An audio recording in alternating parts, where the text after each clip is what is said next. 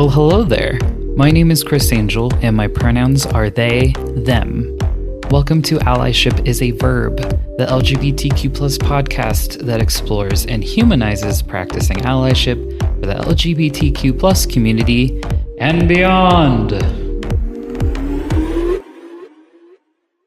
Hi, I'm Katrina Strohl. My pronouns are they, she. Well, folks, it's important to let you know that there's also been a little bit of a pronoun update. I had this conversation with Katrina back in of this year, believe it or not. Hallelujah, we're catching up. But we had this conversation at the end of January of this year in 2022. And since our conversation, he now also uses he, him pronouns in addition to she, her, and they, them. So just wanted to let y'all know that. We first connected over LinkedIn, and I have been wanting to ask her to be on the show for a while. In an attempt to diversify outside of my network, she actually saw a post where I was asking for more folks to be a guest, and I was stoked because, I don't know, I was just being very shy and awkward. Katrina has a lot of stories and a lot of experience.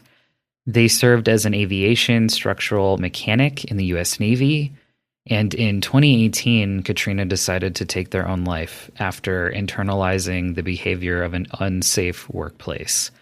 I imagine many of us listening to this podcast can think of examples of when we've felt unsafe in a workplace.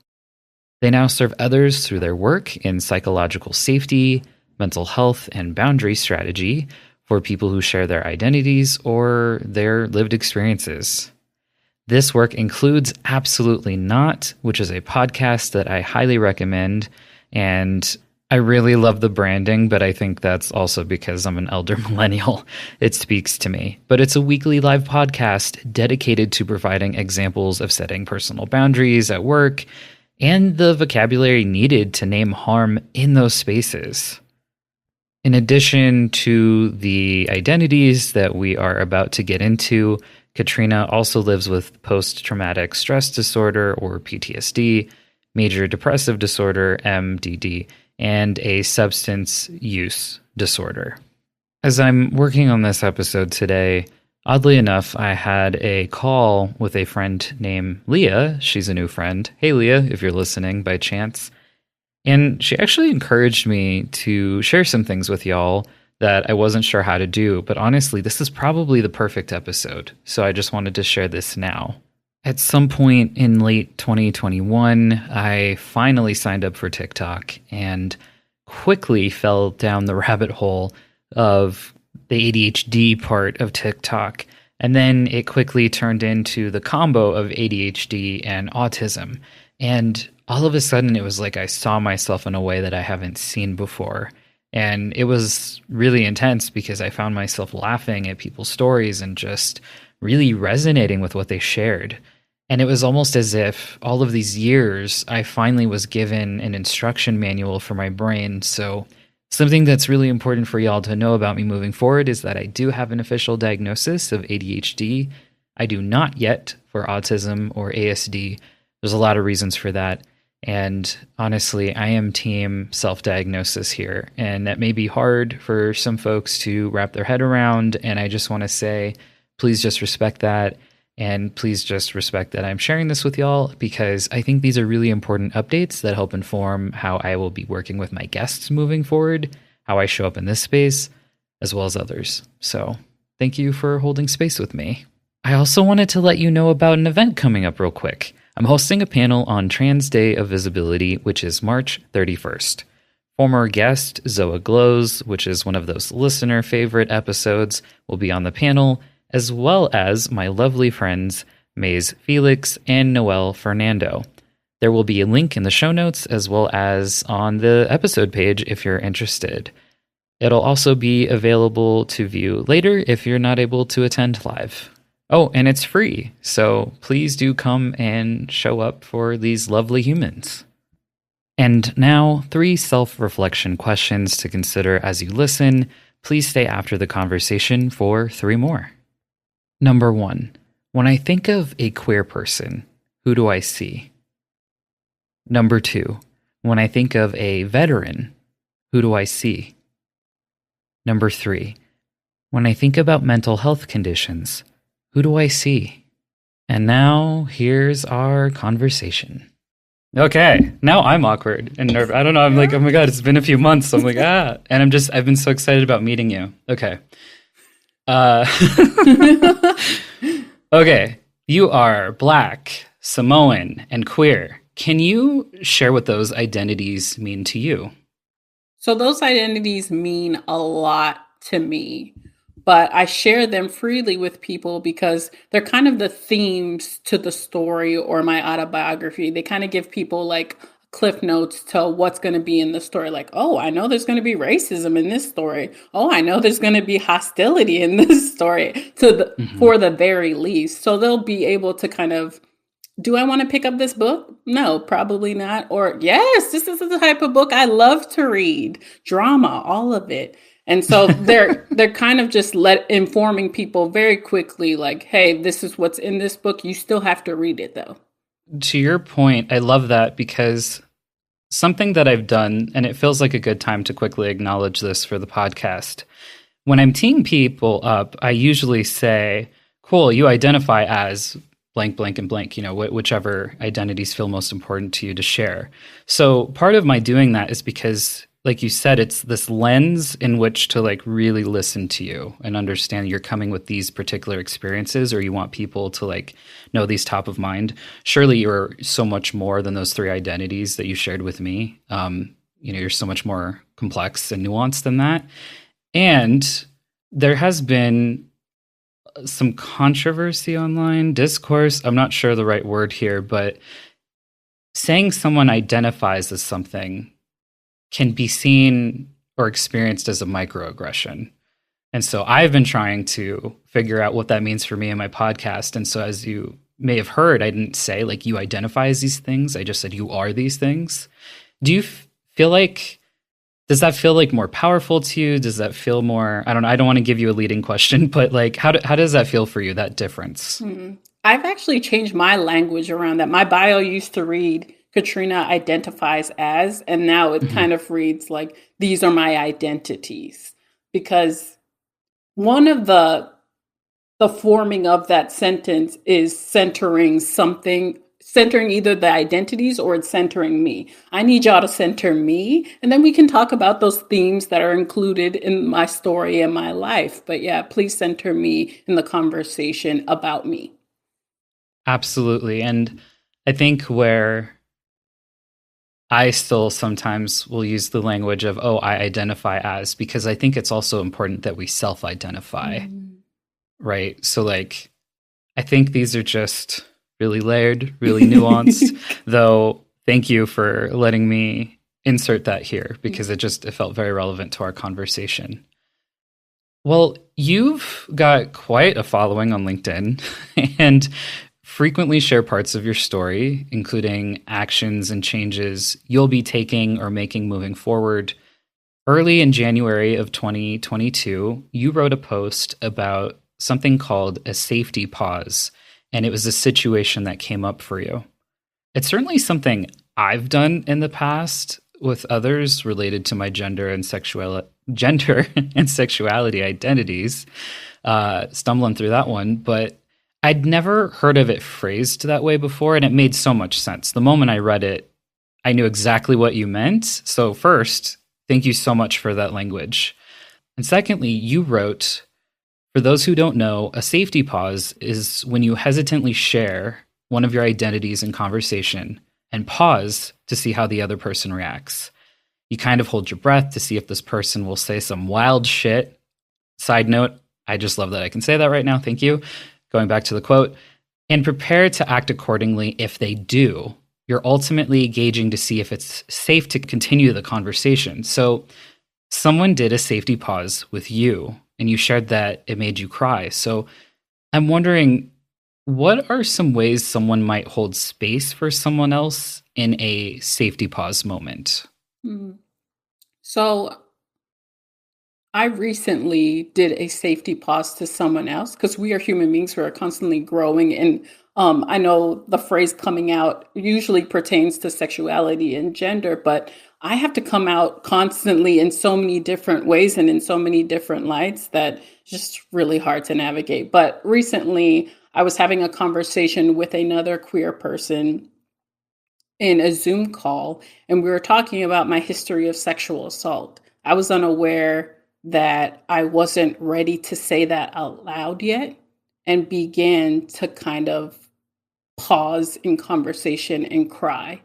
The person on the other side of the conversation just sat in the discomfort and really just from that pause that they gave me, allowing me to get through the conversation, allowing me to move forward as I felt comfortable, made me feel safe. They stayed in the discomfort with me. And as soon as I was ready to move forward, embraced me, acknowledged what I had shared with them, and then helped me move forward. So yeah, if somebody ever does a safety pause to you, I highly encourage following those steps. I'm thinking especially of people who are fearful of doing the wrong thing or coming off performative. It sounds like for you in particular, holding that space was really important and not trying to intervene in any way other than just like giving you the time to decide how you wanted to move forward. Is that what I'm hearing? Yes. And they gave me the room to only share as much as I was willing to. A lot of people assume, especially related to sexuality and gender, like, oh, you told me one thing.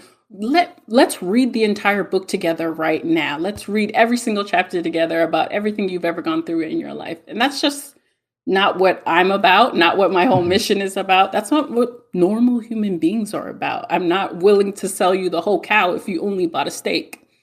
So that's important to keep in mind when coming around these are very sensitive topics. Like these chapters, maybe just like myself, haven't been read out loud. So when they're being shared with you and those pauses occur, you need to be cognizant of that and just accept them for what they are and what they mean to that person. That totally makes sense. And I guess I'm wondering too, is it helpful at all? And I guess it kind of depends on your relationship with the people in the room, right? Because there may be several people in the room. For you, would it feel supportive if someone reached out again, maybe a day later or so, just to check in with you? Or Definitely. I think this particular person, it's actually for a speaking engagement I have coming up. I have to talk about my queer history. And so their follow-up plan after first they acknowledge what was talked about, and like, if you feel comfortable, we can definitely talk about it more. I'm going to send you an email after this, just kind of covering what we talked about. If you want to talk more, I am here for you. So not really setting up that time, but just allowing that person to know, like, I am here for you. I can support you no matter what. If you need other resources to support, I can definitely provide that to you. Just let me know how you want to be supported. So, yeah. And I love what you said around talking about like what someone needs to feel supported, because especially through this podcast, we're learning there can be some common themes, but also at the end of the day, people may need different things. And so as someone wanting to hold space for someone else, something that I've learned is, okay, it may seem helpful for me to say, how can I support you? And for some people, they may be able to articulate that. Some folks may be so caught up in the moment, and this has absolutely happened to me, where it's like, I don't know what I need, but I know I need support. So for those, again, wanting to like hold space for someone else, what are some things that tend to be helpful for you that someone could offer outside of just holding space, which is great. I'm not trying to minimize that, but like, is there anything else that someone could offer that would feel good to you? Sometimes, especially if this is your first time reading your chapter aloud, or is your first time having a conversation about something that you had no idea was emotionally activating to begin with, it's best if it's recounted to you from the person that heard it. So that follow-up email is something I do after any conversation I have with people. If I'm networking with them, I always send a follow-up email just saying like, hey, this is what we talked about today. Is there anything you want to move forward with or that you want to talk about more? And more often than not, people will respond to that just saying like, oh my gosh, I forgot I even spilled the beans on that. Like in that conversation, I completely forgot or I blanked out. And they will tell you what they want to move forward with. It is not really our job to be a savior for everybody. And it definitely isn't something we want to take on as individuals. Like I will not be able to save everyone. And even if I hear my own story and other people's stories, I can't really implement like, oh, this is what worked for me. So here you go. Here are all the things.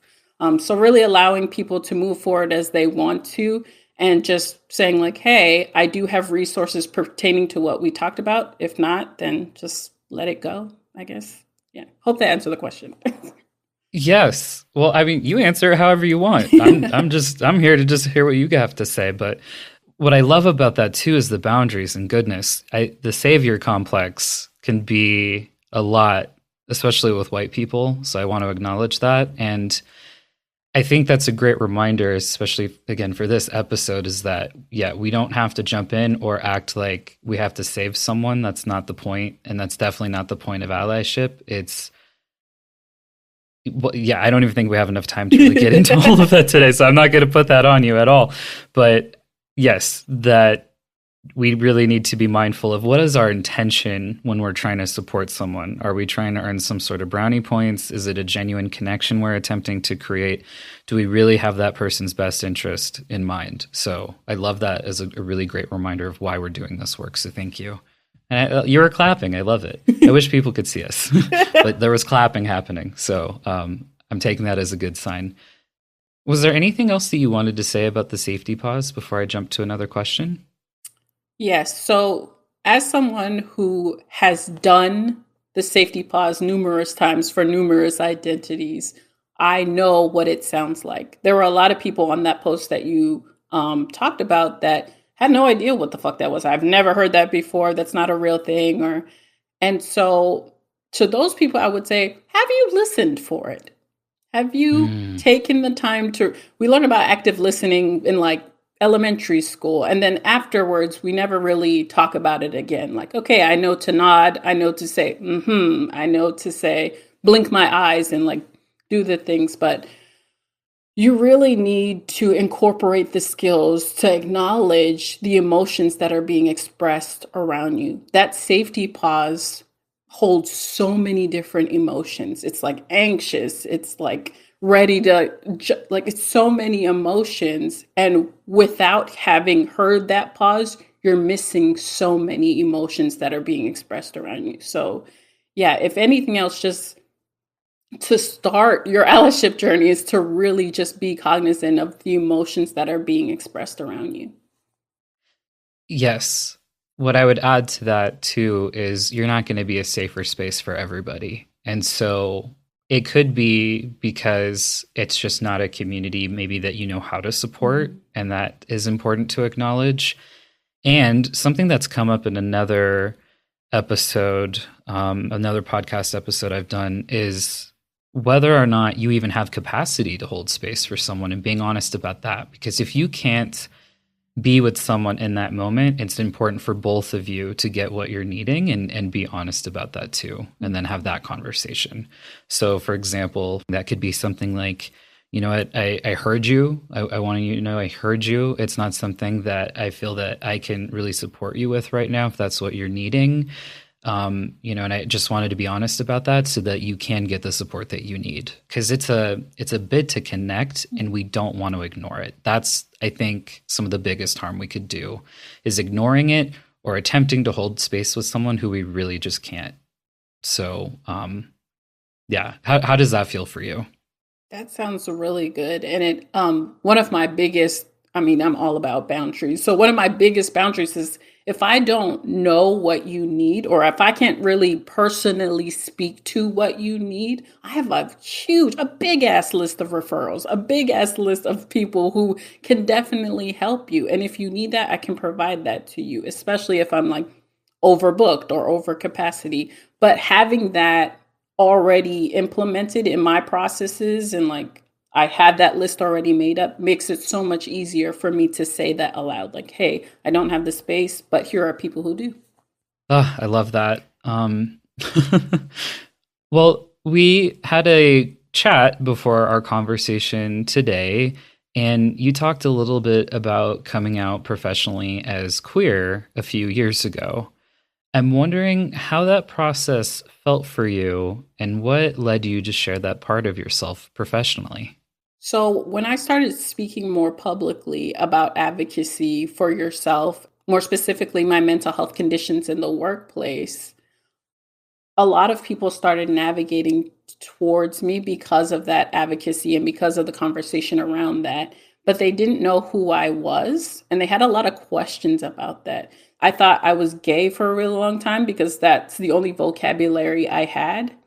And then I came up across a show. It's called A Shot at Love with Tila Tequila. For anybody who Oh knows, gosh. yeah, right, Oh gosh. right. Okay. Anyway, so that is where I got the word bisexual from, which we will get into. Um, and then as I move forward, I have used the word queer now because of where I am in my life and my journey. I don't know a word that describes where I am. And so I use queer in my transition because I'm still looking for it. I'm still trying to find the vocabulary that I need to describe myself. So for now, it's a placeholder. But I came out professionally in LinkedIn spaces because I needed people to know that the human being they are following has multiple identities. The human being you are following is multifaceted, is a whole person. And because a lot of people were shocked when they'd come upon episodes of Absolutely Not, and I'd mention my queerness or I'd mention bisexuality, and they're like, "Oh, I had no idea." And you're constantly having to like inform people on like who you are. So I just got really tired of it and put it straight in my bio. That's why that's why my identities are in my bio. Yeah, that makes sense. Well, oh gosh, there's so much there. There's so many things I want to ask you after that. Something I've noticed in particular with the Black community is that, I mean, outside of even just AAVE, is there are terms, words, etc., that will come out because they don't want anything to do with, like, it just, some of the terms that may exist today just don't feel encompassing of all of their experience, and it might be through like a white lens or something like that, or European roots, etc., right? So there's that part. So for example, same gender loving, or SGL, I've seen as one of those. And then another would be, and of course I'm blanking on it now because all of the trains of my brain go everywhere. Give me a second.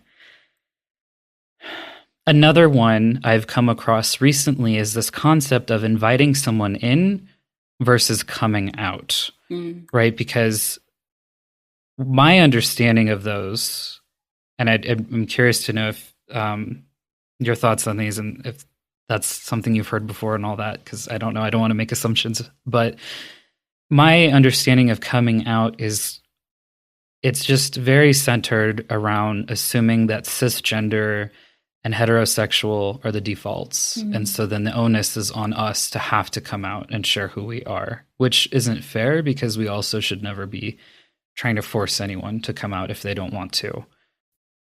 We'll be right back after this break. Do you have a child between the ages of 0 to 10? When it comes to talking about gender with your child, are you scared of saying or doing the wrong thing? Are you concerned about losing your connection with your child? Wondering what is even age appropriate to discuss? Rebecca Miner, the gender specialist, is a licensed clinical social worker in Boston who supports parents across the United States to understand and affirm their child's identity. She's created a course for parents to have the tools and resources to confidently communicate about gender. The course will prepare you to support your child on their journey in a way that helps you both to be healthier and happier. Listeners of this podcast get 10% off with code Allyship. To learn more, visit genderspecialist.com/learn. Thank you for listening. And now back to the learning. So then there's inviting in. And I love that. I love that because, again, it reminds me of a bid to connect that someone can take or not if we offer that. And it just feels more personal. It feels more like there's just more control on our end because, no one should be making assumptions. But if we want to invite someone in, if we decide that we trust them enough, maybe they pass the safety pause test or something, and we want to share it with them and have that more intentional connection like that. I love that. I love that a lot more. And I still default to saying things like coming out because I know it's going to take people a while to make that kind of transition. Mm-hmm. So I guess I'm wondering, how does that language feel for you as far as like coming out versus coming in coming out versus inviting someone in? I'll say I hope one day we never have to use this fucking language again. But secondly, like I said before, coming out has been used particularly for sexuality and gender and everything on there. But it's also a way for people to describe being different in any aspect whatsoever. And it's so weird that we're still centering like white male dominance and white supremacy by using the language of like coming out. When in actuality, I'm just like alive, a human being living my life. I didn't get to come out because I was just living my life. I didn't have the big surprise or tell anybody because no one ever told me that when you say, hi, my name is Katrina Strohl. Also, by the way, I'm queer. I didn't know that was an action that you were supposed to be doing. I just lived my life. So I hope that one day we never have to do this again, but inviting in sounds a lot nicer than coming out. It sounds like there's a community waiting for me on the other side saying like, you're more than welcome to come in the store if you'd like to. If this is not the door for you, then go ahead. You can go find another door. But yeah, I just hope that our language moves away from centering what is the norm and people are just, there are doors, you can open them. Yes, and heavy air quotes on the norm there. Yes. I guess I don't look queer enough to a lot of people. And so I've had my rainbow flag or a rainbow in my headline for a really long time. And I remember a Black gay man reaching out and being like, it's so nice to have an ally who's just so happy. And I was like, what do allies have rainbow flags in there? Sometimes. Okay, good for them. They do sometimes. But that immediately was like, wow, am I not gay enough? Like, am I not? So I had to create a post and just saying like, hi, I'm not a fucking ally. I live the same life that you do. But it's also, that's another reason why I'm so out and vocal about it, because apparently people that look like me could not be queer or could not be bisexual. It just doesn't fit what people have in their brain of who belongs under the rainbow. So that's another reason why I'm so vocal about it, because I'm constantly trying to get people to realize that there are pictures on your brain that need to be updated. When you think about queerness, who the fuck pops up? When you think about mental health conditions, who the fuck pops up? When you think about being a veteran, who the fuck pops up? If it's not me, then you need to update your pictures. Wow. I'm just sitting with that for a moment because I love that. Part of me is like, can we just start a podcast called Did They Really Just Do That? And then it's me just interviewing all of these people who are like historically and currently marginalized and talking about the times when someone like mistook us for an ally versus actually being part of that community. It's the stuff that makes you want to flip a table. I won't do that because that'll really mess up our podcast episode today and hurt my equipment here.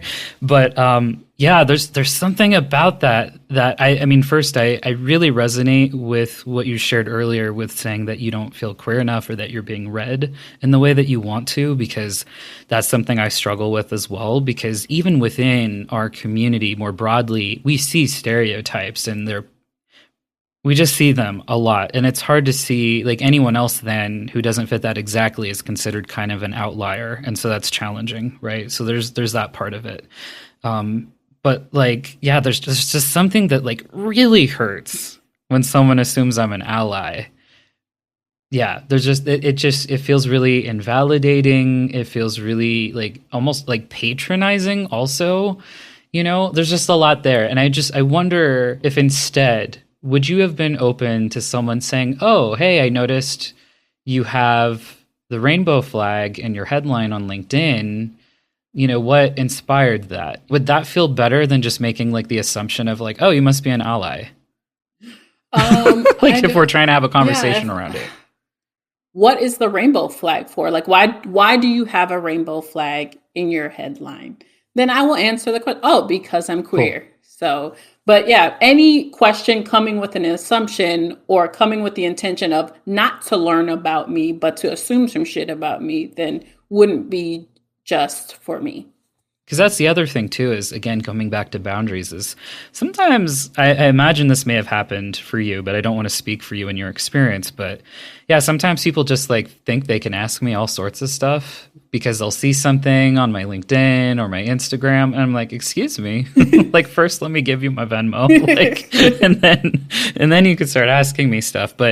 And maybe there needs to be some language around this too, similar to like safety pause or something. And I don't know what that'd be right now, but that moment, there's got to be a word for this. There's got to be something that really encompasses the complexities of this particular experience I'm about to share. But when someone finds out that you're part of a particular community, and then the next thing they say is, "Can I ask you something?"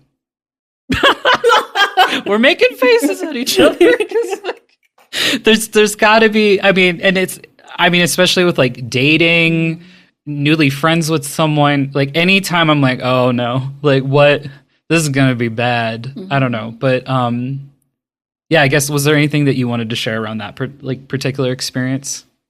I mean, that's why I'm so heavy into boundaries. Like, I love boundaries so much because it's so weird how people will say, "Oh, this type of person deserves boundaries, but these people don't." Like, obviously they want me to talk about their queerness, or obviously they want to talk about their mental health conditions and their journey because they post about it so much. No, the fuck, I'm still a human being. I still deserve boundaries. And you taking that away from me, or taking my power away from me just because of what I share on a daily basis, is unjust and unfair. Yes. When I'm going to the doctor, I shouldn't have to educate them. I shouldn't have to put that hat on. And if I want to, I should have a choice in the matter, because I'm going to them for a reason, and there's a difference between someone asking me about my personal experience versus like asking me to speak on behalf of an entire population of people who also claim this identity. So there's that part too. We've got some clapping going on. So like, I really need to turn this into a video. I need to follow your lead of your podcast. But yes. Okay, great. Well, you teed this up a little bit earlier, so I definitely want to make sure we talk about this. But we had briefly talked about how queer as an identity has become a safe space of sorts from things like bi erasure, biphobia. And I've jokingly said to several people in my life that bisexuality has some bad PR. Like, I don't know what it is that we need to like have a marketing overhaul or what, because some of the same things I learned when I was in high school are still true today. And I'm going to be like 35 this year. So I'm like, that's a long time. But, bisexuality in itself, it just continues to carry lots of stigma and misconceptions today. So I'm curious, and, there's so much I'm sure that you could share around this, but why do you think people outside of the community are embracing queer much more than terms like bisexual, while also acknowledging that sometimes that can be true inside the broader LGBTQ plus community as well? just like you said, it's marketing and branding. A lot of people are using the Q word for marketing it, for actual marketing campaigns and branding. They don't want to learn about the community or all the letters that are included in the community. We have heard people say a lot of things about those letters, and they just don't want to learn it. So they're using the Q word to just market like, oh, we do love the rainbow. We have a rainbow and we have the Q word, so that should be good. And I talked about where I learned the word bisexual from. I learned it from A Shot at Love with, like, that was a really bad show. It was not good. And because of that, the word bisexual has been like hypersexualized. And any images or persons you see that belong to that identity, bisexual, are often very sexual and very just promiscuous when seen in films or in shows. So, and I personally have never met a bisexual person that's like that. I've never ever met someone who identifies as bisexual who's like that. And so it just goes back to like, who's marketing, who's using these words, what are they using it for? And yeah, but people outside of the community are using it for their own personal gain, are using it, and people inside of the community, I mean, the Q used to stand for questioning. I think it stands for queer now, but I'm using the Q for questioning / queer because that's what people outside of the community understand. But I'm currently questioning where I belong under the rainbow. So yeah, it feels safe to me because it's still the Q that I remember and loved. Yeah, and it's not to say that when we're talking about queer as a sexual orientation or a sexual identity, that it doesn't still carry some sort of stigma and all that. It's just, like you said, I don't think it's near to the degree that bisexual has been dragged all of these years. It's not even like that we're trying to like slut shame anyone or something if they were someone who sleeps around and things like that. It's just that we're only getting that one narrative. And so then that people think, again, like that's the default. That's how all bisexual people experience their life and their identity and stuff. And we're like, it's more than that, you know? And then you're conflating things like polyamory and things like that, where, again, there are so many boundaries. I had a guest on recently who was talking about how, like, honestly, it's more conversations than anything else because it's a lot of navigating. What do you need? Okay, here's what I need. And okay, these partners are here and let's talk safe sex. And maybe like there's certain people I'm with that like I don't have sex with. So yeah, there's a lot there. But so we've talked about a lot of ways. We've talked a little bit about how, you know, someone might be able to support you because we talked about the safety pause. We've also talked about a lot of ways that we can get this stuff wrong. So I'm curious, can you share about one time you felt truly supported by someone, especially related to your queerness and your questioning and your journey of figuring out who you are under the rainbow and what they did to show up for you? Mm-hmm. So I've made wonderful connections on LinkedIn, and one of my strongest connections is a DEI practitioner, and she focused mainly on anti-racism and just anti-Blackness in the workplace. Since having been connected with me, and this makes me want to cry because I haven't told her yet, but I'm so very proud of her. She has included information on disabilities, on mental health, and on the LGBTQ plus community in her resources.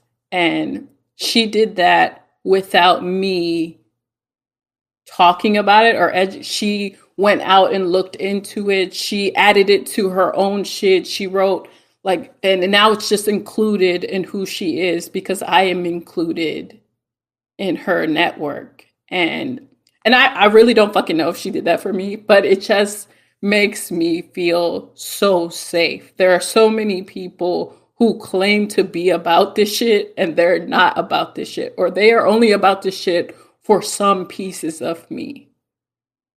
And so I saw it very slowly. She just very slowly started including it in her posts and in her messaging and in everything. And that is where I feel safe, for people who are able to accept all of me, all of the pieces of me, and who are ready and willing to include that in everything that they're about. So Yeah, if it ain't that, I don't want it.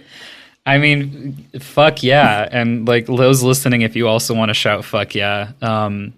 I'm also reminded why I don't like videos because like I'm kind of like ugly crying right now because that's so beautiful because that is exactly a great example of allyship is I mean having this podcast I've had so many people who have reached out who are allies well intentioned and they're like oh I want to be on and I'm like there's a reason I'm only talking to people from within the community because otherwise it's going to become the brownie points show.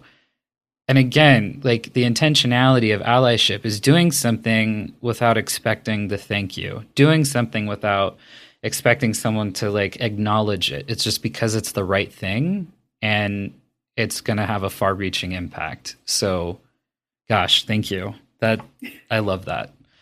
Oh, wiping the tears away. Both of us are. Oh, I will also add that she doesn't have a fucking rainbow flag in her headline. Like okay, I know we're talking about the positive parts of allyship, but there's so many Sure. people on LinkedIn who have the rainbow flag and then they have ally shortly after. And it screams homophobia to me. It's giving like, why did you add the ally afterwards?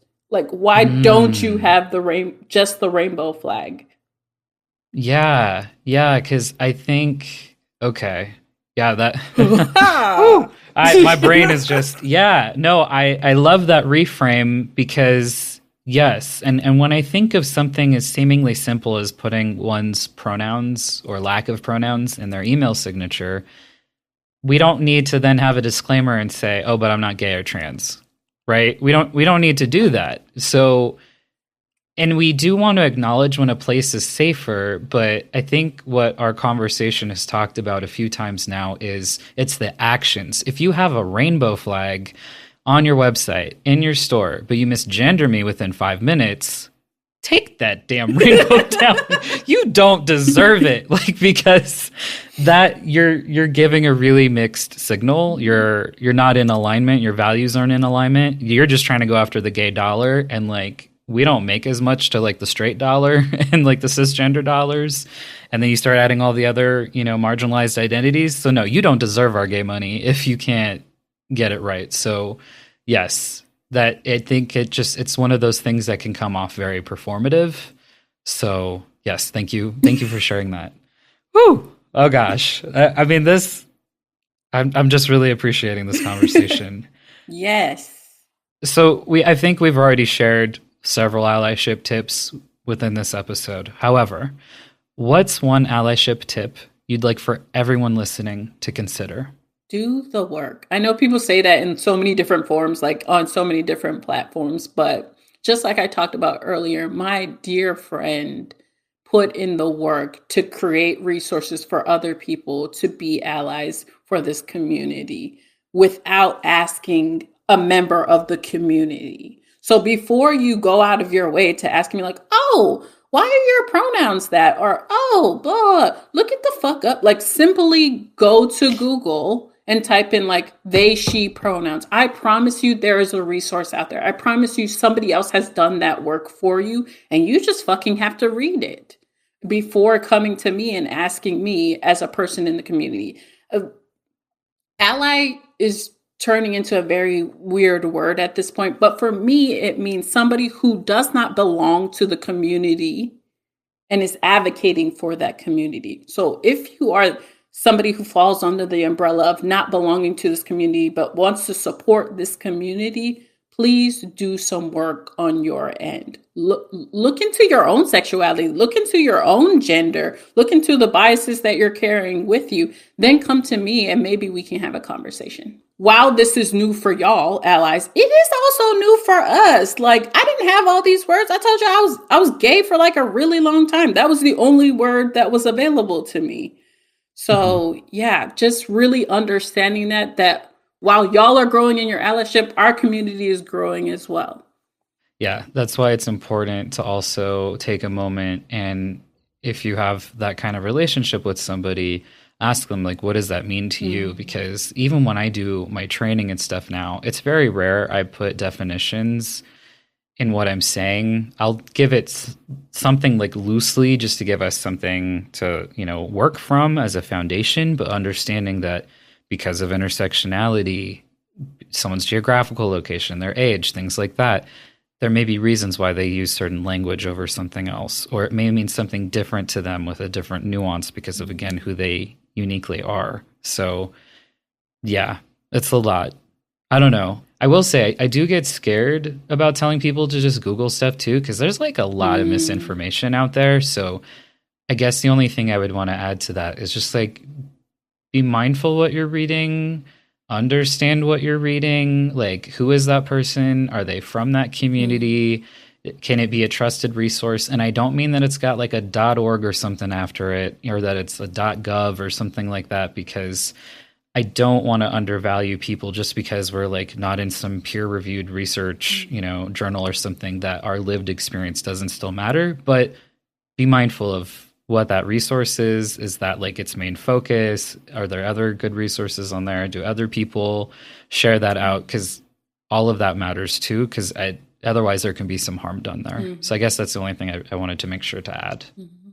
Yeah, always be super critical of your resources. I recently followed like an anti-racism page on Instagram for like years to find out it was ran by a thin white woman. And just, I was not critical of that resource, and I wasn't able to see, oh wow, this information was coming through that lens. Like, we talked about the themes and the lenses that our identities. So to know that that anti-racism source was coming through the lens of a thin white woman, then I was able to look at what they had been projecting out and been posting. I was like, oh, wow, that is definitely coming through that lens. Like, it informs me a little bit of like where their information is coming from, the themes throughout their information, and so on and so forth. So always be very critical of your sources. And that's why Blair Amani, especially, has a huge following on Instagram, is such a great resource, because she's also asked for folks who are in the educator spaces, etc., that we be transparent about who we are so people can decide and make an informed decision on if they want to get information based on our unique lenses, right? Because like you said, and I know exactly which account you're talking about. I know exactly which one. That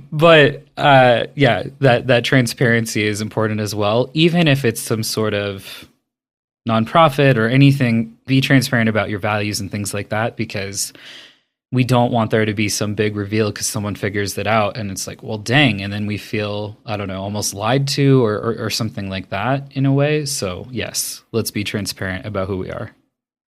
Okay, so I totally fangirled. And you know what? I am not going to apologize about that. Absolutely not. Okay, listen. I love puns and dad jokes, and it's just a nod to their podcast, okay? This is what you get with me. No refunds. But Katrina, wow. Thank you so much for your time and for sharing your stories and your thoughts. I had a wonderful conversation with you, and I'm grateful to amplify your work.